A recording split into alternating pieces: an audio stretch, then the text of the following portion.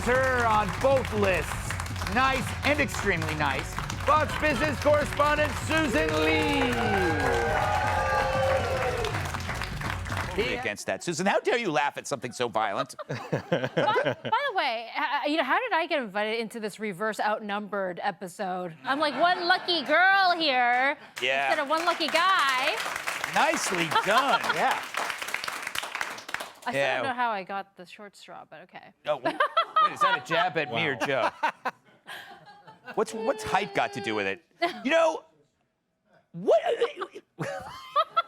You're already. I didn't even mean it that way, but okay.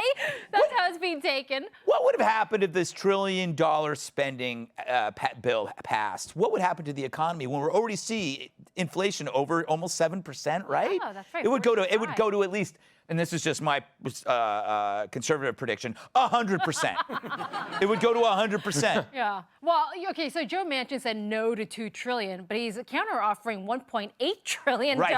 Yes, big difference. That's still a lot of money. You still get $600 billion for climate, and I think he's making some reasonable counter-offers, saying you have to be a taxpayer in order to get a child tax credit, right, per se. That makes sense. That makes sense. And by the way, he's also offering a payroll tax. He's trying to find some way to actually pay for this package. I mean, we're already at $29 trillion in debt. Yes. That's like 1.5 times the U.S. economy. Yes. And the government is spending $3 trillion more than it takes in every year. Yeah. That's not sustainable. Does it even? Maybe it is. I'm going to take the opposite view because if Yes. the case is doubling in a week, it's scary. Yeah, but you're talking about infections. You're not talking about severity or death. That's true because hospitalizations are only up 6% in comparison. There you go. Right? So you just contradicted yourself. No, I destroyed I'm saying, you. No, I destroyed you, Susan. I think I'm right in both ways. Oh, okay. But okay, so no, I just want to note also, I can't go see my family overseas this Christmas because I'm concerned that the governments might just, get panicked and shut down the borders. That's a great Because that's point. what you saw in Holland, where they had this hard lockdown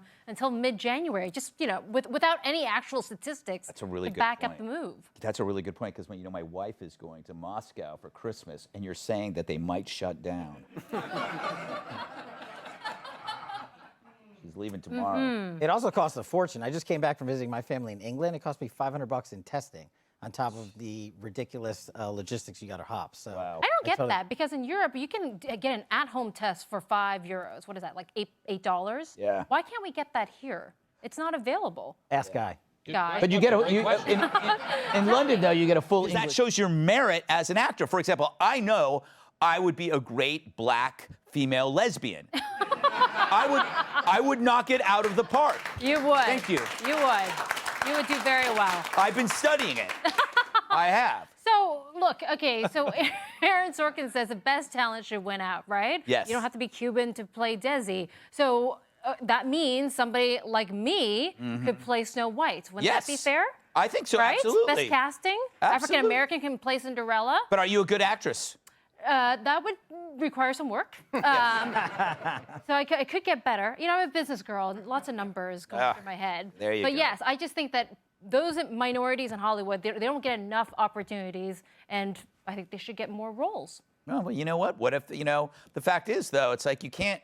Well, anyway, I'm not going to argue with you. Guy makes a good point. The total cost of federal government breaks down, Susan, to $11,000 per person. Wow. Isn't this amazing that he's paying $11 billion? It's almost, that's a million times 11,000, I think. Doesn't that? Something? That works. Sure. Okay, yeah. you said your head was go full with of it. numbers.